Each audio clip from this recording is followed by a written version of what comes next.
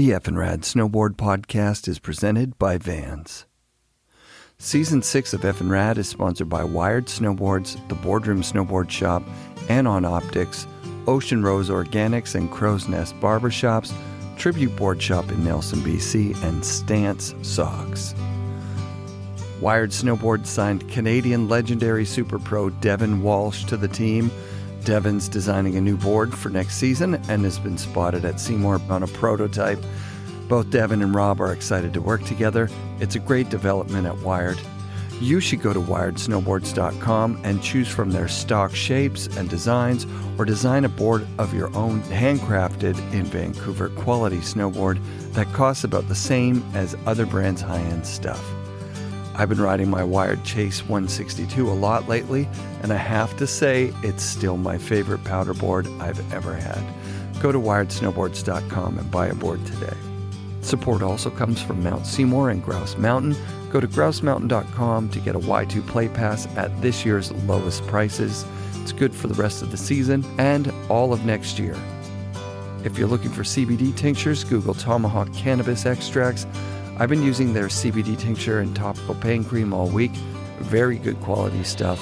Tomahawk Indigenous Cannabis Extracts. This week's guest is one of the original pro snowboarders, Tucker Fransen. Tucker cut his teeth riding NorCal with pretty much every legend of Tahoe you can imagine, and had a great career on Sims, then Morrow, with his final ex-pro model being made at the Yoshida factory, home to MLY and M3. While his personality has always been low-key, his riding has always been powerful and stylish. I'm stoked to bring you this interview with a guy I've looked up to since I was a teenager, the one and only Tucker Fransen. Hello. Yo, Tucker. How you doing, man? All right. How you going? I'm doing really good, dude. I just, All right. I watched The Western Front again today. Yeah. Actually, it took me 2 days. It's a long movie. Yeah, it is. That's when they're like full-length movies. Yeah, it's like 45 minutes, all filmed in one day, really. Pretty much. Yeah, maybe 2 days. Because I think we were still in high school when we started doing that. So did you go to high school with Noah then? Because your section, you're in the tram with Noah. You guys are putting bags on your head or something. That was the bags on our snowboards, because we had to put bags on them so they didn't scratch the gondolas at squaw. And they were like, okay, you guys got to put these bags. Yeah, because they didn't have like the little holders outside like they do now. Oh my God, that's so dope. There was always something they were doing to us snowboarders back then to make it a little bit harder. Right. I was going to ask, when was the first time squaw allowed snowboarding? But then it probably is cool to go back to the history of snowboarding in Tahoe. Like, obviously the Donner quarter pipe was one of the first places, and that was hike only, right? Yeah, well, it's kind of just right off the side of the road. We used to go there, just the Donner Ski Ranch. They were pretty much the closest place that allowed us to ride back then. Yeah, I was chasing Dave Sione and Chris Roach last season or the season before, and they were riding Donner, and the parking lot. It's not like some of the other mountains where you see some sick terrain. It's like, it just looks like like a Ontario ski hill, you know.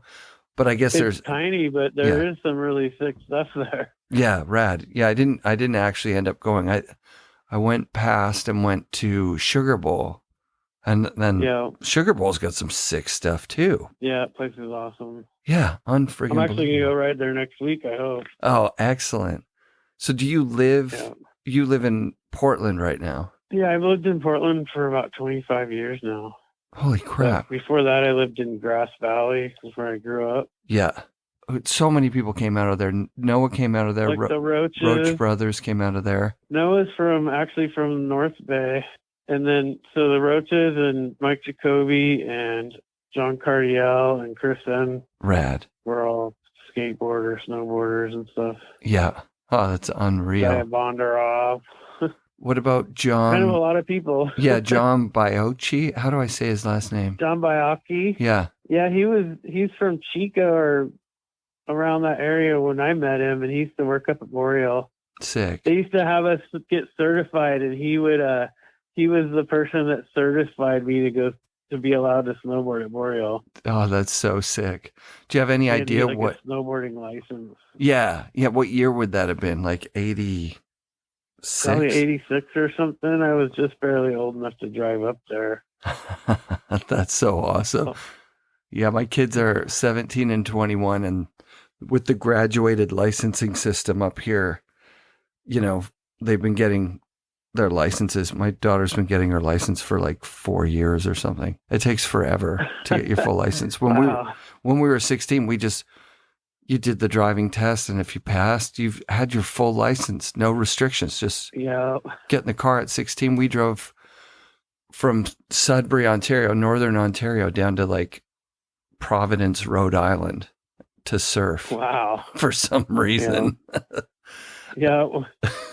We used to drive down to Santa Cruz all the time. That was 4 or 5 hours from our house. Yeah. I think Providence was like 17 hours or something. It was like, that's gnarly. It was like this insane road trip with, 3 16-year-old kids, and you can't get a hotel or anything. So we stayed in campsites. We used to sleep in our car all the time. Yeah, totally. I had a 87 Subaru, I had a 82 Subaru that was missing third gear. Nice. And then I got a 64 Lincoln Continental. I had that for a long time. Oh my God, that's so awesome. So we'd all just pile in that and go skate ramps or surf or drive up to Hood, and we'd go up on the Hood at summertime. Summertime at Hood was like kind of where a lot of the progression happened, hey? Like the filmers would be there, and so many people from everywhere were there. Yeah, it was nice because, the weather was always going to be good in the summer, and it was the same, go ride the quarter pipe or half pipe all day long and figure stuff out on it. Mm-hmm. Kind of no pressure. Yeah. Yeah. You worked for one of the camps up there, High Cascade? Yeah.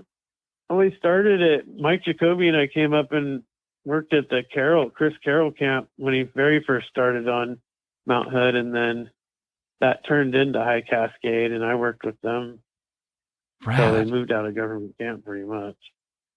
Yeah, it's so bizarre knowing now that Wendell's camp is like the ski camp. And it's crazy. Isn't that just nuts?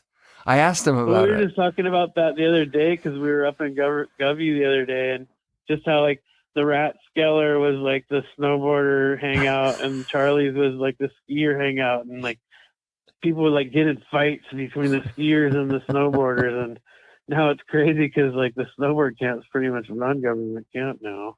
Totally, it's such a small place. It's like it's one block. It's like one city block. But so much stuff has gone down there. Yeah, for sure. Unfriggin' believable. So what was the first board that you rode? Well, my buddy Heath Maddox and his dad Tom were up on the Sierras hiking in the summer, and they saw some guy riding a Burton Woody on a glacier, and they pretty much just like went home and made one in their garage, and that was the first like snowboard that I rode. Nice. And then my buddy he's got a Performer Burton, the one with the fins on it and no high backs. Yep. And then I got one with him, and then rode that for a few years. And then went to the World Championships in '86 and got second, and that's when I got sponsored by Sims. Oh, that's so sick. Yeah, I was pretty lucky because I only had to buy like one snowboard my whole life. Lucky for me, though, because I probably couldn't have been able to maintain that for very long. Yeah. So you're on Sims when the team is just stacked with heavy legends. Roach is on there. I mean, everybody's on there. Craig Kelly's on there. That was a little bit after I was on there even before that. Those guys, like Craig Kelly and stuff, I met Craig like up at Bachelor even before he was really fully sponsored and stuff. Oh, wow, really? Yeah, I mean, it was a long time ago. He was already coming down to Bachelor pre going to university and all that. Well, yeah, that was the first time I ever met him. We were going down the same run, and he was like, "Well, like, who's this guy?" And he's like, "Oh, recognize me from Mount Hood, I think." And that's pretty much when we just started like riding the Bachelor. And once in a while, we'd see each other there. Oh, that's so sick. What a sick time in snowboarding. Yeah, it was crazy. Like when I started riding at Donner, I was just a little kid, and like my mom's hand-me-down ski clothes, and like there'd be like Sean Palmer and Terry Kidwell and Keith Kimmel and Chantry, and then the whole like Avalanche team would show up, and I just like would follow them around, and eventually we all just started like hanging out and snowboarding in a big like clan, basically. Yeah, that Avalanche team is showcased in the Western Front, and you know, for the first 5 minutes, it's Dana only. They don't show the whole team. And then there's like a team shot of like Hatchet and Damien. I think TB's in there too. And then Damien kind of steals the show. But it's interesting too, the Noah shots in there, like whoever's filming, he's so used to everybody else that when he first films Noah, like he misses the first few shots because Noah airs through the shot and lands like out of shot, you know, like Noah's going that much bigger. And then during your section with Noah, you guys are sending it for back then. Like you guys are standout, you know, big air guys. But Noah's terrain selection in it is so bizarre. There's so much moguls. Yeah, he was really into street skating a lot and stuff, and those guys kind of brought that big influence to snowboarding. Mm-hmm.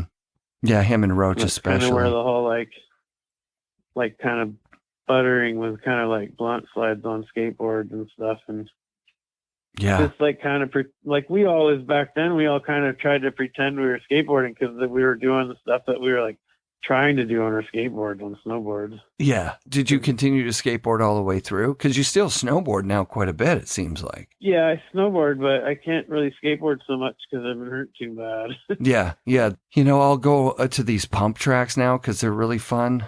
But getting in the air or dealing with coping, especially pool coping, like I don't want to hang up and fall to flat on that. Oh, yeah. Well, plus, like, I got hit by a car on my motorcycle in 2016, so my ankle got smashed all it, and it has, like, 13 pieces of plates and screws in it right now. Oh, man. That's awful. Yeah, I just had x-rays today I thought my hip was all messed up, but it was just muscles or whatever. But the guy's like, did you have a pin through your left femur? And I was like... Yeah, he's like, well, why'd you take it out? I'm like, oh, it was digging into my legs. You broke your femur? Oh, dude, it was such a shitty... Actually, it was not that bad. Have you broken yours? No, but I was there when Chris Roach broke his in critical condition. Oof. That was not super gnarly. That's a whole story all on its own. Yeah, well, mine wasn't compound. Was his compound? Like, was his bone sticking out? No, but it was close enough. Yeah. He hit a tree like right above his knee, and it smashed it over and basically like broke it over and moved it over about 2 inches. Oh God! Gnarly. So I had to like hold his leg while we took him out of his board and stuff. Oh God, that's so bad. Did patrol come and get him, or was it like a helivac out? Yeah, it was crazy because the first person that skied down behind us was an orthopedic surgeon, and then we had Jim Zellers and Bonnie Leary were there, and they're both mountain rescue, and so we dealt with it a little bit. They got ski patrol, and the ski patrol put one of those halos on his leg, and they got him down the hill and then helicoptered him out. Oh, wow. It was a heli out, too. Ski patrol plus heli. Oh, God. Well, you got to do it with that because you're right by the femoral artery, and you'll like bleed to death in 2 minutes if it cuts it. Yeah, I was wakeboarding, so mine included a friggin' water rescue. It was not fun. Oh, that's gnarly. I couldn't imagine breaking a bone and being in the water. Oh, dude. I eventually got hysterical. It's no fun. I couldn't see Chris getting hysterical. He probably would have just been... he was freaking out. He was screaming and shit. It was gnarly. Wow. Oh, damn, dude. Yeah, it was crazy. Yeah, that was critical condition. Who else got hurt? Steve Graham, same Parada, thing. like ran into a pile of rocks. And Oh, that rock thing with I think Parada I was was pretty so much the only one that didn't get hurt that year. Oh my God. Yeah, that was when Fall Line Films were the number one movie. Like Snowboarders in Exile, Yeah. Critical Condition. Like there wasn't like the other stuff was cool, you know, like Pocahontas and New Kids on the Block. Jerry and Artie were kind of more like from the skiers world, and like Pocahontas and stuff. Those were all kind of like skateboard movies that were snowboarding. Yeah, because Mike he'd done H Street movies, right? Yeah, he did H Street movies and stuff right thereafter. Totally. Yeah, I'd seen those. Those were, you know, those were the movies you wanted to see as a street skater. And then all of a sudden, I remember Noah crossing over really well for skating and snowboarding, and a bunch of people did that. You had some skate shots in movies too. You were always low key. Yeah, I skateboarded before I snowboarded. Yeah. You were always low key though. Like you were up there as like a top pro guy, but there wasn't a hell of a lot of information about you out there. I just didn't really know how to market myself, and like I didn't even know what being sponsored was. Like when I got home from that contest in Breckenridge, and I told my dad that like Tom Sims said he wanted to sponsor me. I'm like, what does that mean? And he's like, oh my God, he wants to give you snowboards, and he's like, sweet, then I won't have to pay for them. That is so dope. So he said, I never even really like asked for any of my sponsors that I've ever had. They like always kind of like came to me somehow. Oh, that is so dope. I love that. Like you got all the way home. So Tom's like, oh, hey, congratulations on getting second. I want to sponsor you. And you're like, cool. But you don't even know what that means. That's so dope. Well, I didn't even know I got second in the contest because I was just so stoked to ride a half pipe. I stayed there and rode it till it was dark. Oh, my God. And they did the awards and everything. And then I went down because I was exhausted to the lodge. And my buddies were like, you got second place. Like, I'm like, what are you talking about? I'm like, you got second place. I won a prop snowboard. Oh, wow. And I went and tried to ride it and it immediately fell apart. I still have it. Oh my God. Those things that have to be worth, somebody's collecting them somewhere because they're so bizarre. Oh, really? Eh? Yeah, that I can imagine. Oh, that is so dope. So Prop was like a sponsor of the Worlds. Somehow. Yeah. Oh my God. They were just kind of starting. So like they were trying to like promote their brand, I guess. But yeah. That was back before I even knew anything about any of that. I was like, whatever.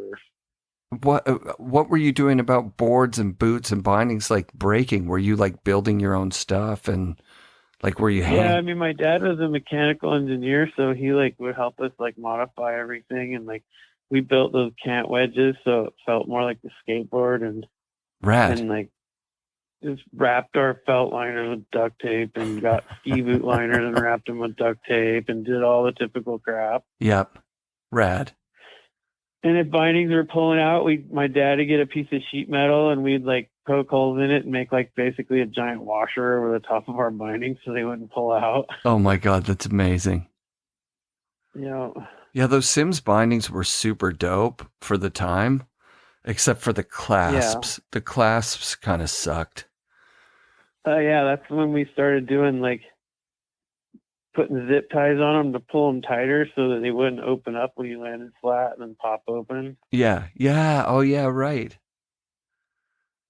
Yeah, I had them for a year or something, but the high backs broke, and then the clips, you kept having to replace those clips, and they'd be tight for a bit, and then they'd stretch out. Yeah. And they'd always pop open. That was the worst. Yeah. That's unreal. So that's where we came up with a zip tie idea, because when you land flat, the metal bales would like oval out and then they'd spring open and pop off the hook. Yeah, exactly. Remember locking clips? Like before there were ratchets and everybody was using those flip clips, there was like a little lock on them. I remember thinking, holy shit, there's enough snowboarders that we're like making products that aren't like ski products anymore. These are real, like, this is like something that's never been made before. These locking clips, and then you could never unlock them because it was just such a little thing. They were simple to do if your gloves were off. Yeah, we gave up on that and we just started putting duct tape on everything. That's fucking awesome. So how many years did you do on Sims? Like, were you on Sims right up until the Morrow thing happened? Yeah, pretty much. Like when Sims kind of broke up and Morrow started, like one of the marketing managers from Sims went to Morrow and he invited me, Brad Stewart invited me to go ride for I have Morrow. A Brad Stewart episode that I didn't put out. And it's only because I edited the whole thing, and which took hours and hours, and then my computer crapped out, and then I just was so mad that I'd done it. I like refused to do it again. But it's one of the best episodes I've ever done. He talks so much about that Sims team. That guy's a rad guy. He's so rad, and he started Bonfire. He started Morrow. He's just an interesting, epic dude. Yeah. He was essentially running Sims, right? Pretty much. I mean, I don't really remember much about that because, I mean, I was still in high school when all that was happening. Oh, wow. So what would a sponsorship from Tom look like in 86? Like, I actually, like, I've been kind of moving and redoing redoing my house, and I found a bunch of boxes, and I found, like, my very first pay stub from Sims, and I think I got, like, $300 a month. Oh, that's actually pretty good for the 80s. Yeah. That's really good. We got like $300 or $400 a month and snowboard, like 6 snowboards. And then they would give you photo incentives if you got magazines. Holy crap. And they would pay for trips. They do contests and stuff. Yeah. They paid for you guys to travel. Yeah, crazy. To like, the contest. I would have never been able to do the things I did in my life if it weren't for those people. You know, Palmer said exactly that same statement. He said, I wouldn't be where I am today. I wouldn't have got anything if it weren't for Tom. Like, I'm not saying that, like, I grew up poor. I didn't grow up poor really or anything, but, like, not like, you know, my parents couldn't, like, afford to send me to go wherever. Like, I had to kind of make my own way with it. Yeah, of course. Yeah, Even when I was, like, a kid, my parents would, like, drop us off at Donner, and me and my buddy Heath would sleep on the couch by the fire, and Norm would let us stay up there. We brought firewood up from the basement. We'd stay up there all weekend, and then my dad would pick us up Sunday night. What the hell would you eat? You just eat in the cafeteria? Yeah, our dad would give us like $10 or something. You could get some piece of pizza or whatever, and the cooks would give us pancakes in the morning when they started up the stove and stuff. Oh my God, that sounds like a dream. Like, so were there weekends? It was pretty awesome. I mean, I can't really complain.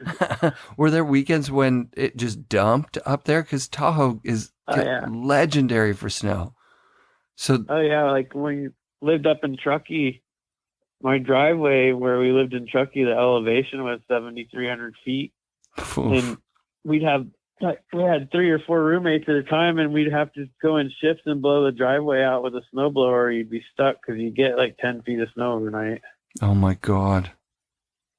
Yeah, it was nuts. And you were in Tahoe for the first 10 years or whatever, right?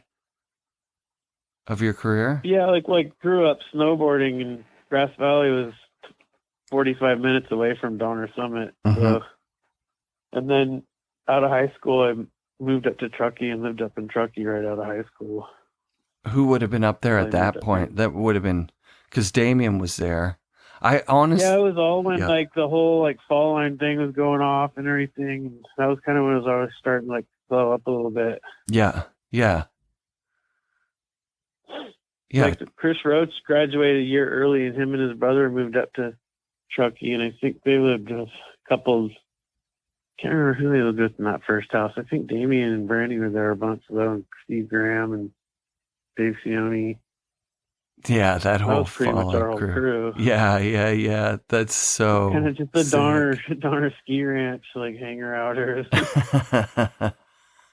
Well, it obviously breeds good riders. So you guys, with your, kind of echo chamber of snowboarding. Yeah. Where that's such an eclectic group though. Like Damien and the Avalanche team is so that was pretty funny different. because there'd be like, like me and like Chris, like we're all kind of like skate punkers and stuff, and then Damien and Dana Nicholson, all them with their crazy like mohawks and fluorescent clothes and everything. Yeah, man. We all hung out together because like that we were it. Like yeah. It was like if you're a skateboarder, you all hung out with skateboarder no matter who they were, because like everybody else was like trying to like pick on you or whatever. Totally. Yeah. Oh yeah, and then it's the same with snowboarding. All the skiers are looking at you sideways, and then Damien and Dana are giving them a reason to, right? Exactly. It's so funny to see you guys all in that tram, and you can see everybody's personalities there, like as kids, right? Like Dave Hatchett's still Dave Hatchett, and Noah's still Noah. Like it's pretty. It's like a time capsule. Yeah, it's pretty crazy.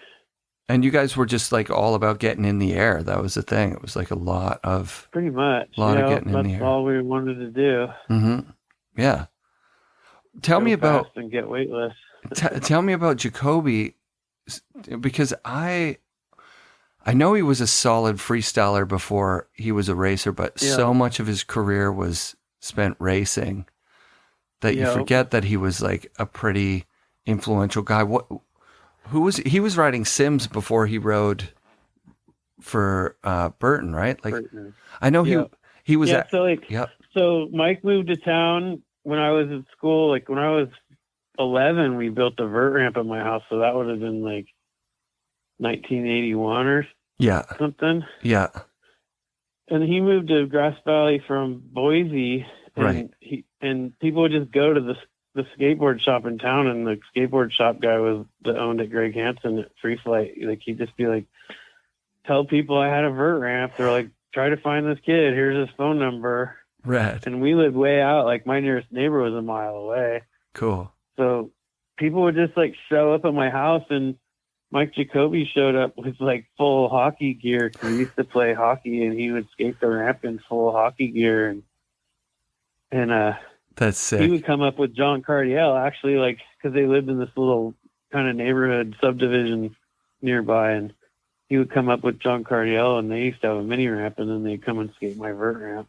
That's so sick. And that's how I met Mike Jacoby, and Mike was a year older than me, and he had this old Malibu that he used to have, like, covered in all the windsurfing stickers and stuff, because he was way into that, and he used to take me up riding a lot. He was, like, my ride to the hill, and it was Mike Jacoby and Jaya Bondaroff were who I went to the first Worlds with. How did Mike do? Mike's dad took us. Mike must have done all right too. Mike did pretty well at that one too, didn't he?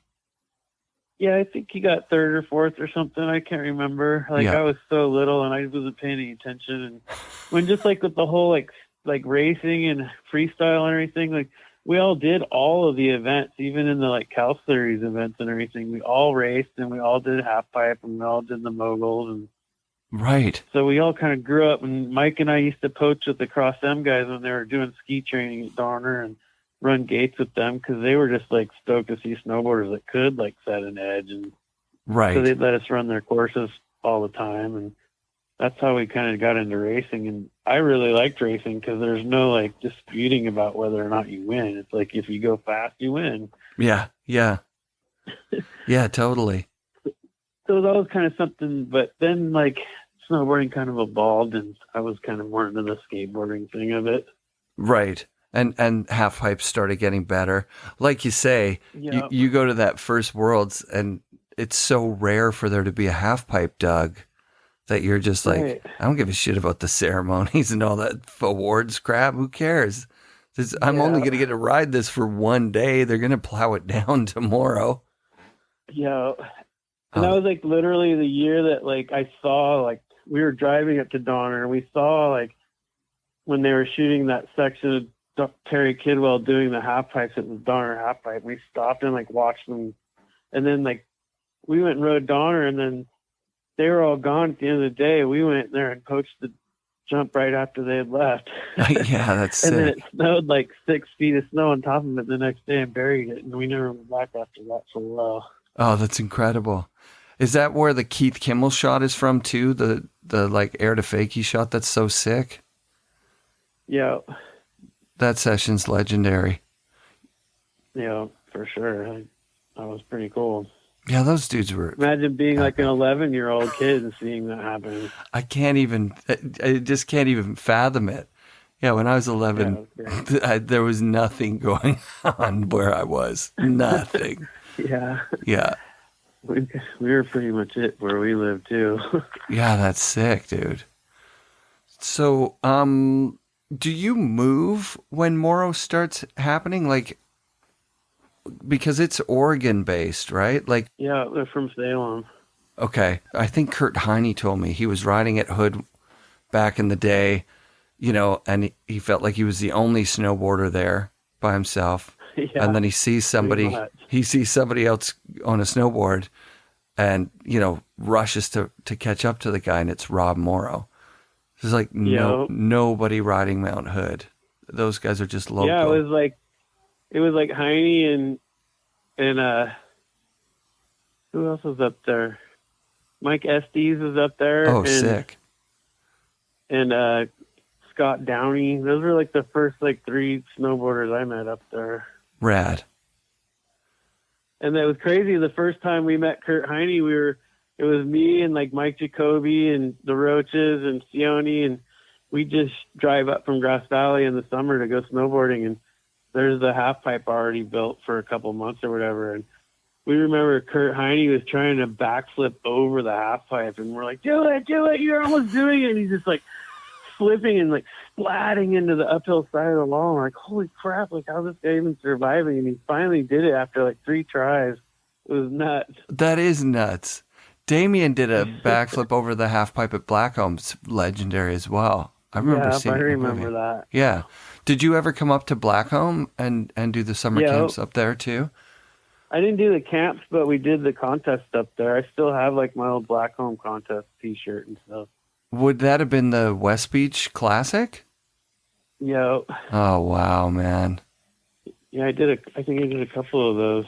Yeah, there was a time where that was one of the biggest contests in the world, actually. Yeah. Like such a gathering. Blackcomb's like one of my favorite places in the world to ride. That place is amazing. Oh, yeah, there's a bunch of footage in Snowboarders in Exile up there. You know. You're in that movie pretty heavy too, right? That's Sims days. Yeah, I think I think they're right around Morrow or something. I can't remember. Oh, yeah, Morrow just starts up there. It all seems like a blur. Yeah. Yeah. Did you ride much with Warburton? Yeah, I did when we were riding on the same team. I mean, we did a bunch of tours, and Alex and I did a lot of work with the development and stuff, so we would go to a lot of sales meetings and stuff too.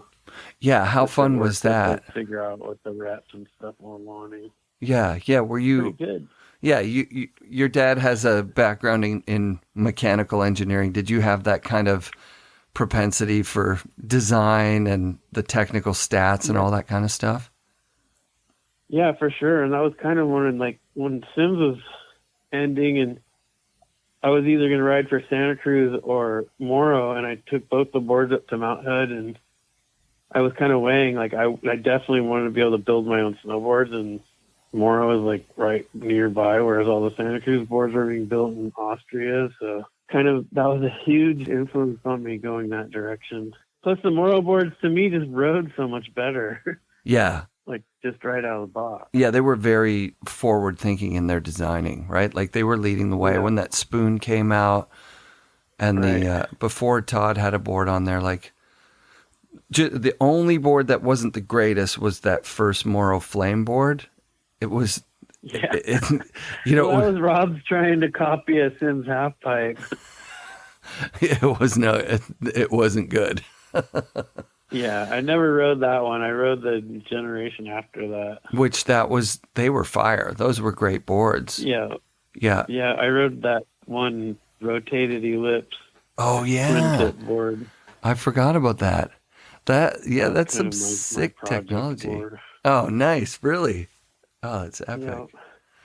And so like then like Noah Brandon came up with a spoon idea, and then we worked on that board a lot together. Oh, rad. Yeah, there's still spoon nose technology out there. Burton uses it on some of their stuff, and I've been seeing some of that now, and I'm just like, man. Yeah, everything old is new. There's a lot of stuff that was old is new again. It's like, give me a break. Yeah, Tom Burt talked about taper because a few years back, everybody started, it was like a buzzword. Like, oh yeah, you want to have some taper for your powder board. And Tom was like, yeah, fuck tape. I've always had taper on every board I've ever ridden. Of course. Right. I mean, yeah, it's not something that somebody new invented. It's like a great way to ride a board in powder. Yeah. Yeah, that spoon nose, I remember them being a little bit heavy, but everything was heavy at that time.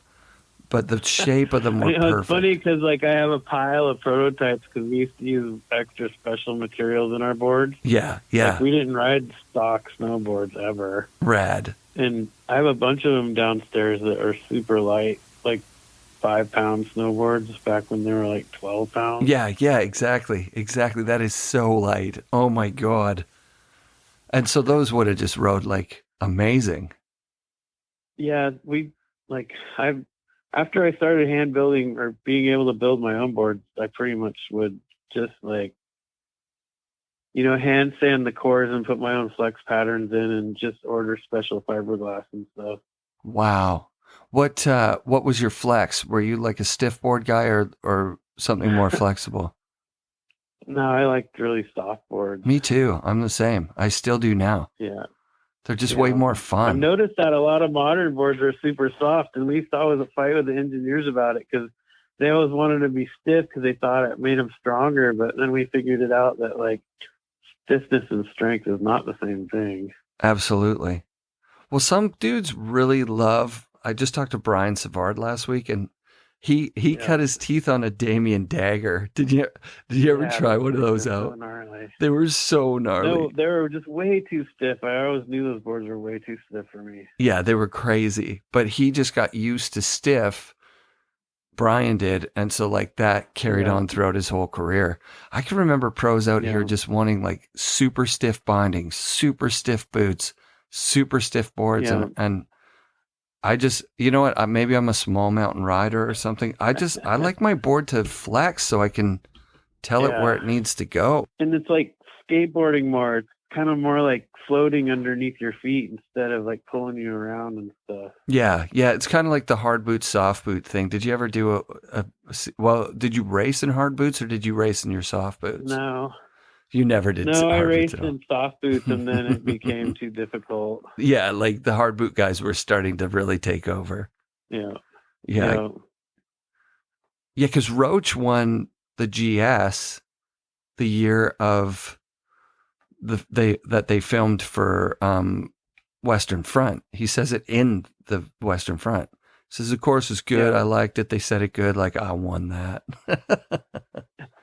And then you see him racing, and he's totally soft boot guy. Yeah, we raced like that forever, and then once like Gene Nerva and Peter Bauer and those guys started getting crazy. Yeah, you had to choose. Davini was the last person to win a world championship with soft boots. He won those races in soft boots. Yeah, I met him at the bank slalom last year. That is so dope. Powell's a rad dude. He's a fucking awesome dude. Yeah, absolutely. That's cool. Yeah, so tell me about some of the trips you got to go on, because obviously you got to tour the world a bit too, right? Yeah, I mean, I went to Europe a few times, just like going to snowboard camps in like Teen and the Deux Alpes, and we'd go to Chamonix to do some like photo shoot stuff, and we did a heckler trip, and we went all through Europe and went to France and Italy and Germany, Austria, Switzerland. That sounds so not like what Heckler would do. That's awesome, though. We would stay in hostels and stuff, and it was a rad trip. It was kind of like a snowboard trip. Dope. But the craziest, the very first trip I ever went on was, I was like 14 or 15, And it was actually the first time I'd ever left California in my entire life. And Sims sent me to Japan to do like a demo at their national championships. And I was going with Tim Wendell and Kevin Delaney. Rad. And they were flying from Colorado to Japan, and I was flying from San Francisco to Japan. And they landed in Japan, and they're like, "Oh, stupid skater kid, like missed the flight." So they left, and I landed in Narita with like $20 in my pocket and like no clue. Oh my God. And I'm like 14 or 15 years old, and I'm like, holy shit, like I'm in Japan, I have no clue what to do. Like it was nuts. And then it was gnarly because like this super tall German guy that was like, I kid you not, like dressed in like Spy versus Spy, like with a trench coat and top hat and stuff. He like walks up to me and asks me if I'm all right. He's like this like mystery man. And I'm like, I have no clue. And he's like, he showed me where the payphones are because like payphones are green. Like I had no clue. Oh my God. Managed to get a hold of my parents, and then my parents got a hold of our team manager at Sims, and then they called our distributor, and then so I'm sleeping in Narita, and it's kind of a hub for like the Middle East and stuff. So I'm sleeping with like people coming from Pakistan and India and China and Korea and all these crazy places, and they just kind of put you all in one area to watch you. And I get woken up by the police, and they're like telling me to come with them. So I'm like thinking I'm breaking the rules or something. And they point to a cab.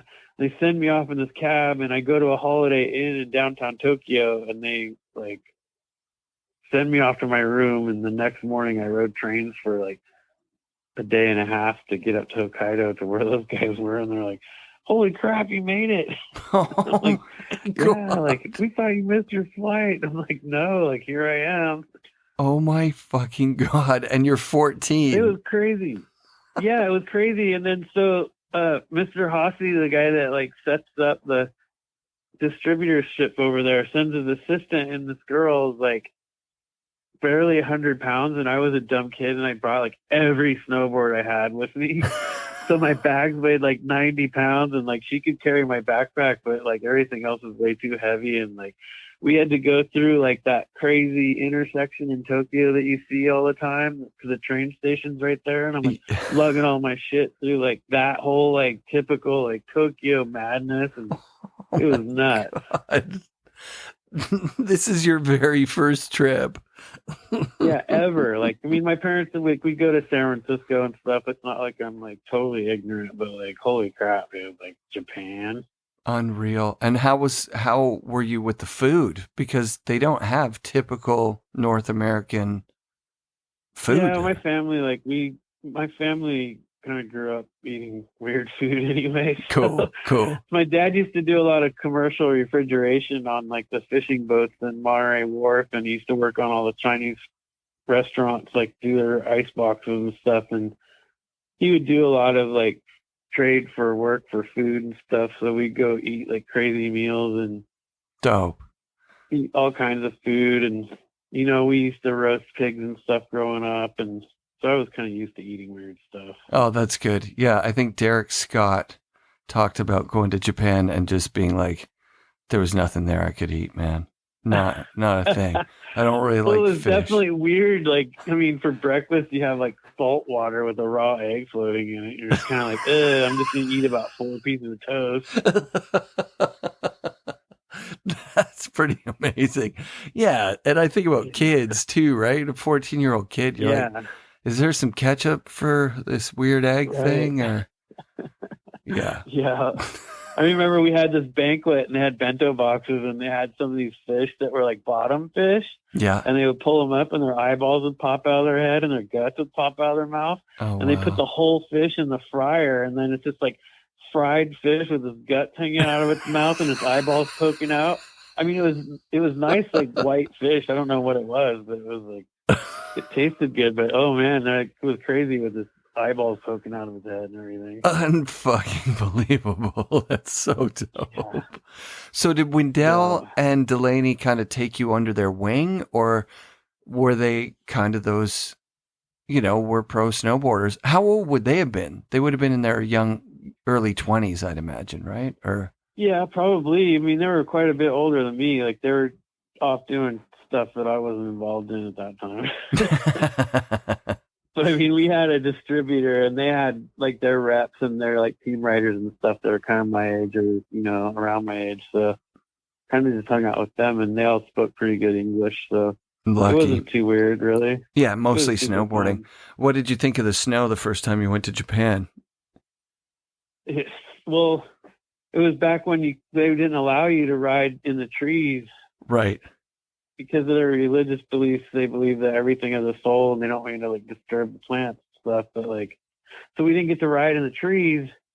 The first day we got there, it snowed a little bit, but we just kind of did the like half pipe and the demo and stuff. And then it started raining after that pretty much every day we were there. So the snow was terrible, but just the whole experience was amazing. And the people were super cool. And yeah, rad. That was kind of more like, that's kind of like more of like what I get out of snowboarding is the traveling and just being in different cultures and stuff. That's just such a great way to get your feet wet in traveling. Yeah, like I mentioned that first road trip we had to New Hampshire when we were 16. Like, it just puts the fire in you to keep, you're like, this is what we need to be doing, obviously. Right. Like when I moved to Vancouver, the drive to Mount Hood is, I mean, I've told people it's 5 hours. It definitely is more like 7. But you can pound down that I-5 pretty quick and get there. You leave at 9 o'clock on a Friday night. You get there, 4 in the morning or 3 in the morning. That's like going from Grass Valley to Hood it's 10 hours normally. Yeah. Yeah. My record is 7 hours. Yeah, I'm pretty sure we got there in like 5 hours one time. Just not stopping and driving the middle of the night, Yeah. And then you get into government camp, and there's moths flying around the light in front of the Huckleberry, and there's nothing else going on. Totally. Just everything is asleep. And, like they get heavy snowfall up there too. It's a huge mountain pass. Oh, yeah. It's such a dope place. Not a ton of fall line. Like, definitely Meadows has better fall line. The best fall line's obviously at Ski Bowl. Yeah. But they don't even open during the day. They're night riding only, aren't they? Or they were at one point. Yeah, but they open at 3, which is perfect because I actually got first chair for the first time in my life last year because I hate getting up early. So these trips you're going on, you're sleeping in still and like getting to the mountain there's a picture, 10 or 11? I think there's even a picture of me in that Heckler article where I'm sleeping at the train station. Oh my God. On the way up to the mountains. That is so dope, dude. I just don't like to get up early. You're not an early riser? Yeah. I did. No. I started as a mailman about 15 years ago, and that required me to get up early, and I just got used to it. I don't really care one way or the other. When I was working out in Troutdale at the snowboard factory, we had a temporary boss that was a dick, and he would make us be out there at like 6:30 in the morning. That was pretty rough. Troutdale's the Morrow factory? That was when I worked for M3, MLY. Oh, yeah, sick. Molly. Yeah, I just talked with Blaze like a few weeks ago. That would have been a pretty sick setup there. Well, except for the asshole boss that's got you coming in at 6:30. Yeah, that guy was lame, but we went as soon as he was gone, we went right back to I was kind of like a 10 till 7 kind of guy. And our other engineers were they just were doing a bunch of computer work and stuff, so it didn't really matter so much when they came in. Yeah. So they would come to work when their girlfriends went to work. Yeah, mailman hours work really well as a family guy with kids in school because you basically get your kids to school and then you're done before they're done. Right. And you get a lot of snowboarding because you can go every night. You're getting your exercise in, so you're in better shape than if you're sitting behind a desk. Yeah. God. I'm dealing with that right now because like after I got my leg smashed, my doctor told me I had to eat like 3,000 calories a day and all this craziness, and I gained like 80 pounds. Holy shit. I've already lost 60 so far, but it's been a rough one to get the last 20 to go away. Losing weight's insane. It's insane. Yeah, especially when you're almost 50 years old. Yeah, same. I'm about the same age as you, and it's just like, well, you know what? I've never had an easy time losing weight. Yeah. And it sucks too, because like I broke my back in 2007 racing motorcycles. Oh. I got super out of shape from that, and then I got back into shape, and I was actually weighed the same as I did in high school right before I got my foot smashed. Holy shit. And then that happened, and I gained it all back again, so now I'm like back at square one again. Yeah. So how did you get down to your high school weight? Exercise, snowboarding, and just making sure I was always doing stuff like you're saying, like kind of trying to stay active. Active life. Yeah. So have you snowboarded the whole way through then? Like from, first getting... It kind of took a little, like when I first moved up to Oregon, I kind of started working in the snowboard factory. It's going to kind of sound weird, but I like felt guilty for getting paid for not really like going to work every day and not having anything to show for it. Like, yeah, being a pro snowboarder is kind of weird. Like, it was kind of weird to me because you weren't really like, I don't know. I've had other people change my opinion about it, but at the time I felt like I wasn't really contributing anything. I really got into like building snowboards because at the end of the day, like, here's a snowboard and it's better than the snowboard that we had in the beginning of the day. Right. So I'm actually like making something that's going to contribute to snowboarding. I totally hear you, man. There's a past guest, Tyler Lepore. I know him. Yeah. So Tyler, because he's from Tahoe too. Yeah. He was one of our riders at Morrow, I think. Oh yeah. He did ride Morrow. That's right. Yeah. And he quit kind of at the top of his game fairly young.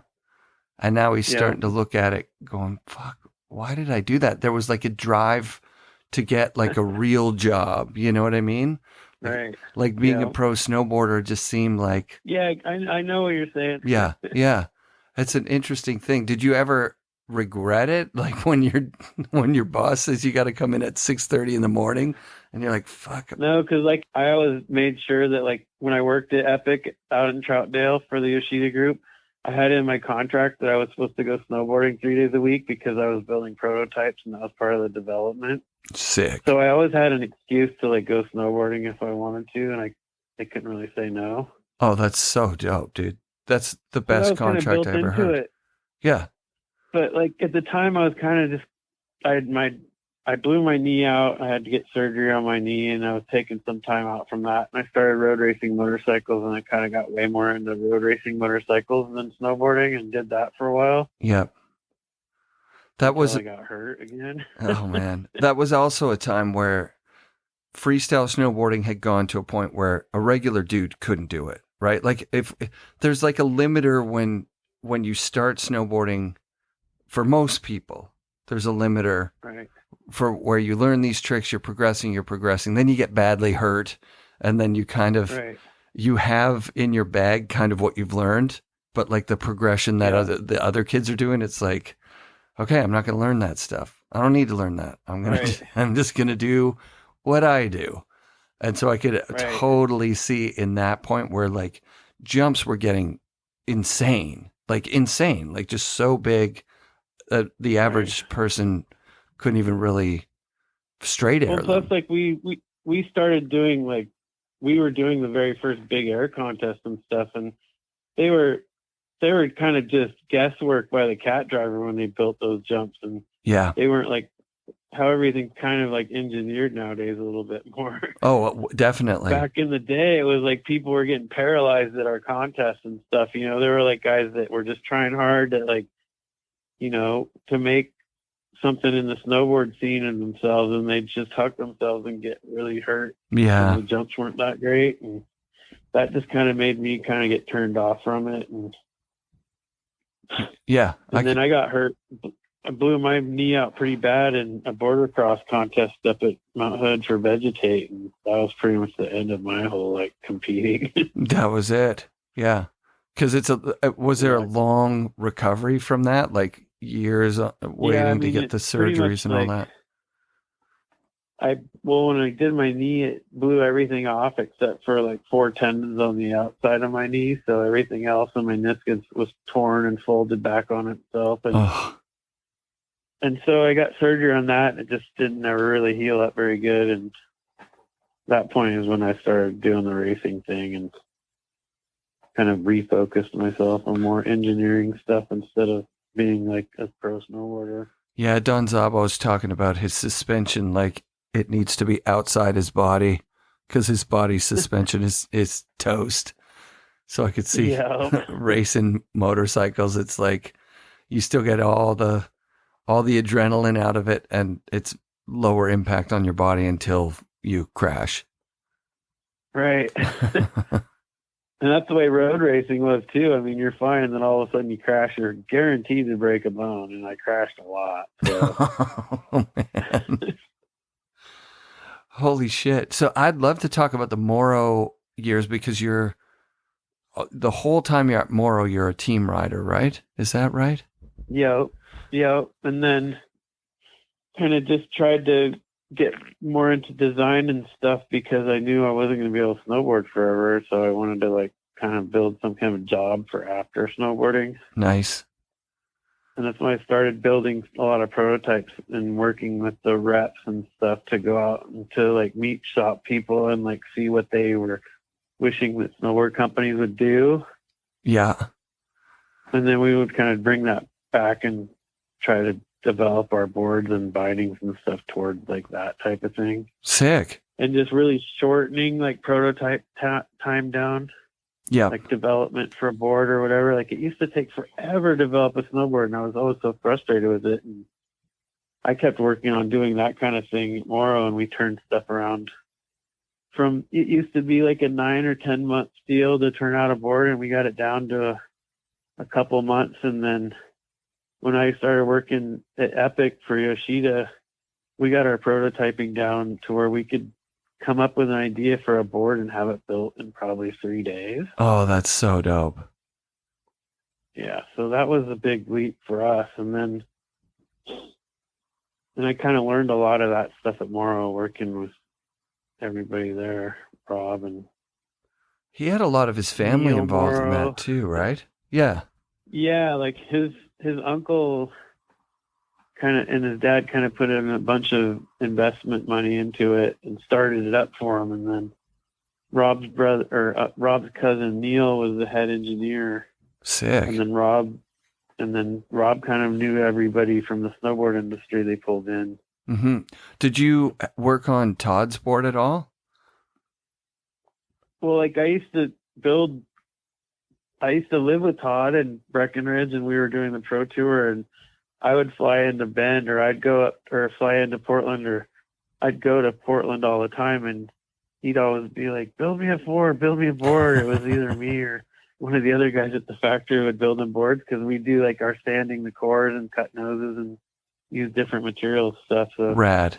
I used to build him boards a lot, build him a board and myself a board or whatever. Like, yeah, I could we see all him. kind of just helped each other out. Yeah, I could see Todd being pretty techie about, flexes and weights, especially trying to keep the. That was kind of the cool thing about it, like, because I learned working with him and working with other guys. Like, I really got into like figuring out like how to build a board specifically for a certain person's riding style. Yeah. And changing it so it works for him, and then that's kind of how I got into like doing the more designing and prototyping stuff later on. That's so sick. What board are you riding right now? It's pretty funny because like the first thing I did when I started working at the Epic factory was build myself like my dream snowboard. Yeah. And I'm actually still riding it. I figured out the other day, I think it's like 23 years old or something. Are you serious? Yeah, and it's just it's a 155. We used to call it the EX because it was my X Pro model. It's kind of like the joke. Nice. But it's actually kind of a little bit wider board too. So we'd say the X is because it's extra wide, but it was actually because it's my X Pro model. I love that. But I'm still riding that board, and I've been riding it forever, and kind of one of those things where I got to build a snowboard that was like perfect for myself. And I've tried other boards and I just don't like them. Yeah, yeah, I know what you mean. I've lucked out, and the show's sponsored by Wired Snowboards that are built in Vancouver, and so like going to the factory and tweaking with your stuff. Like I actually convinced them to build a core. Like it's Rob Dow, who you probably know from back in the day. I convinced them to build a core out of wood that we cut out of the forest. It was insane. And that's rad. Yeah, it's yellow cedar and it's so dope. And it just having that connection to the board, I'm so attached to it. Like it rides so well. You know what I mean? Like it's like I know exactly what you mean, because everybody's like, "Why do you still ride that piece of shit?" And I'm like, dude, it's like I can literally close my eyes and snowboard downhill on this board. Yeah, it's like a part of your body. It's an extension of you somehow. Yeah, that's so dope, man. And so, you're still snowboarding now? Like you were saying, you would have gone to Hood the other day, but it was closed probably because of high winds. Yeah, I got something. a fusion pass. I rode a lot last year, but my knees, it got re-blown out in my motorcycle crash, and so I don't have an ACL right now, and my ankle is, it's been a while, but it's stuck forever, so it's sore, and just been kind of sore this year. Yeah. It's kind of, so I've been riding like maybe once or so a week, but it's been actually kind of shit here until last week, actually. Really? Yeah, it's been I've been riding in the rain all winter until this week. Yeah, there's been some serious rain events up here. Like there's still holes like early season, even though the snowpack there's a lot of snow, but there's like deep, weird holes, like right down to water. You know what I mean? Right. It's a weird snowpack here. I've never seen it like this. Yeah, it's crazy. And then we got that ice storm down here last week or whatever? Yeah. And we were locked in the house for a couple of days. It's funny because we're all 10 feet of snow in Truckee, but we get an inch of ice in Portland and you can't even leave that porch. That would be dangerous. And my dad was actually up helping me work on my house, and we were getting a little cabin fever, so tried to get my van out of the driveway, and I ended up snapping both of my chains because the ice was so gnarly. What the hell? That's not good. Well, I live on this cul-de-sac, and the wind blows in from the gorge, and it piles the snow up, and we probably had 2 feet of snow in the end of the driveway with about an inch or so of ice underneath it. So, oh no, kind of impassable. Yeah, that's gnarly. That's and then it rains on the snow, and then the snow just turns to clay, and it's just awful. I don't miss living in a city where it actually snows. Vancouver, if it snows, it's gone by the end of the storm cycle. Right.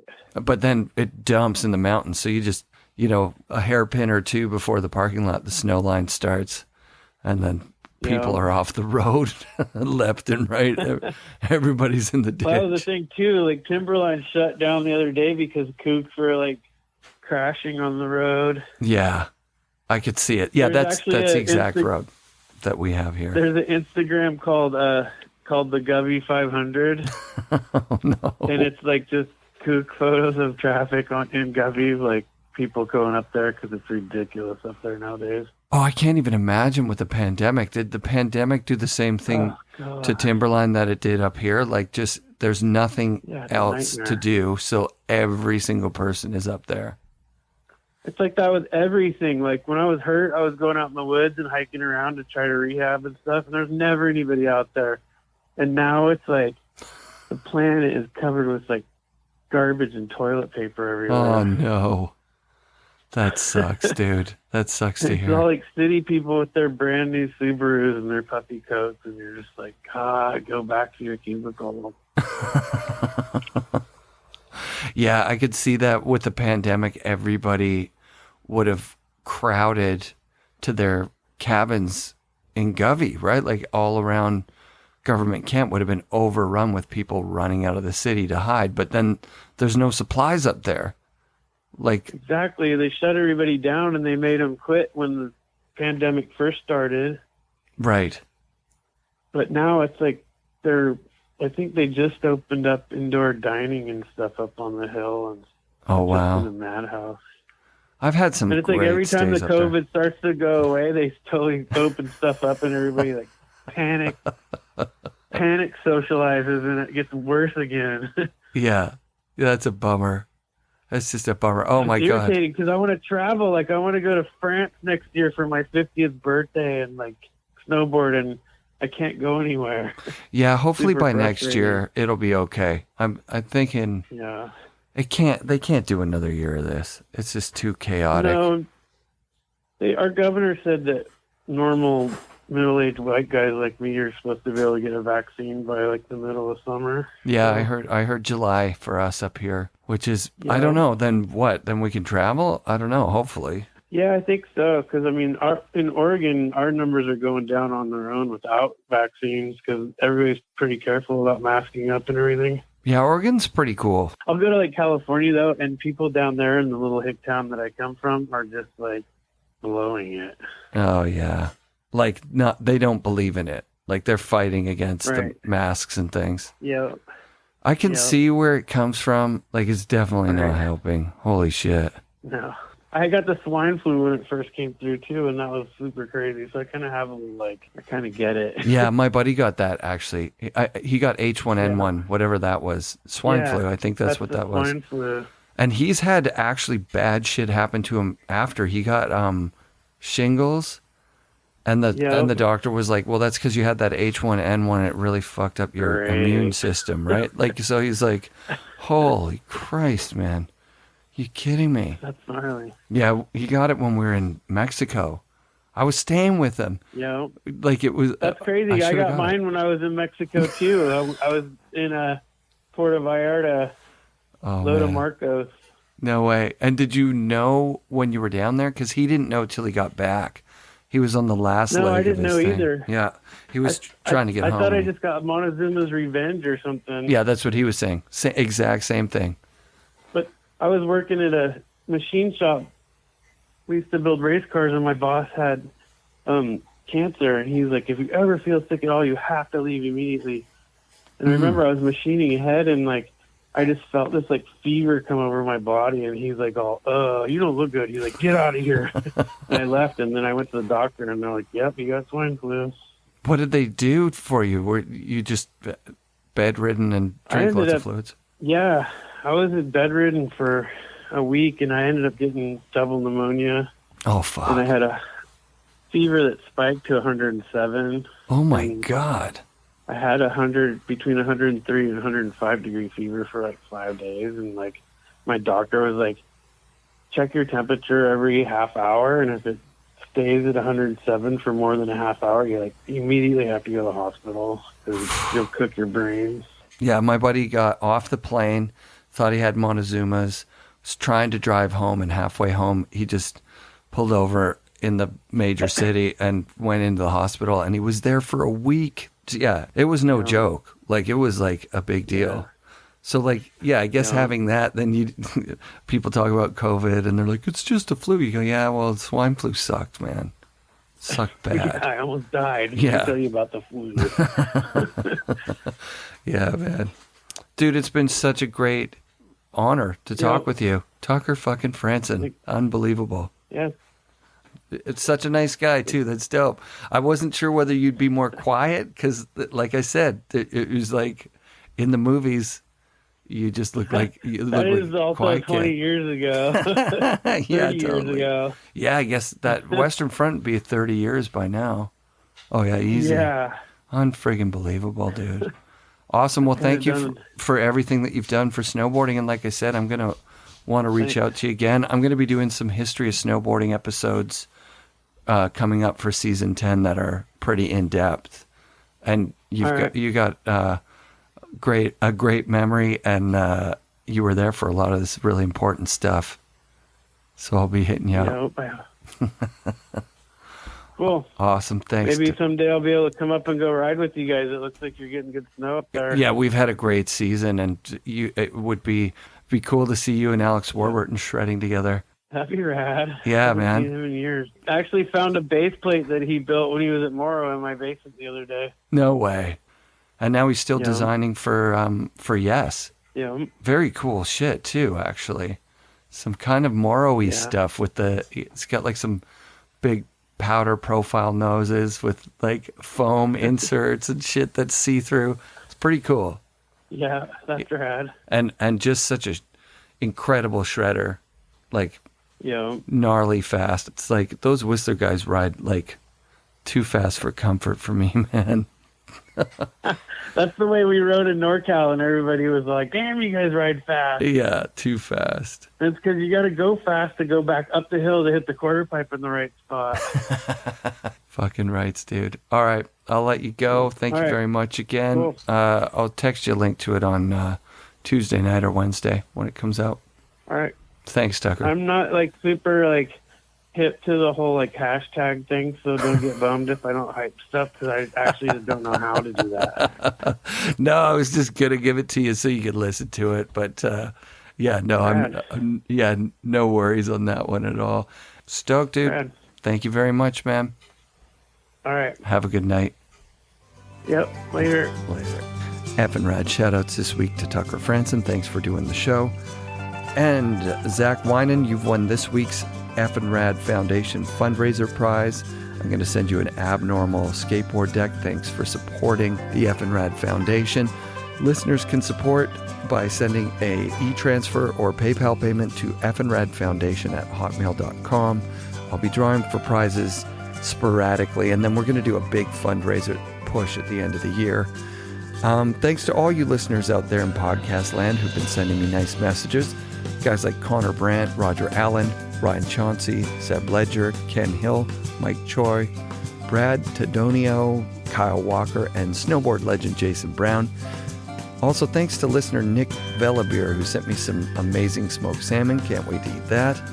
If any of you listeners out there want FNRad stickers, DM me your address. I have a few left. Extra special thanks to Spencer and Pat from No Limits Motorsports in Squamish, who ran a rescue mission last weekend to save my sled. Thank you very much, guys. Sledding, by the way, is the most insane thing ever. I am so bad at it. Thanks to everyone who's been patient with me as I'm learning.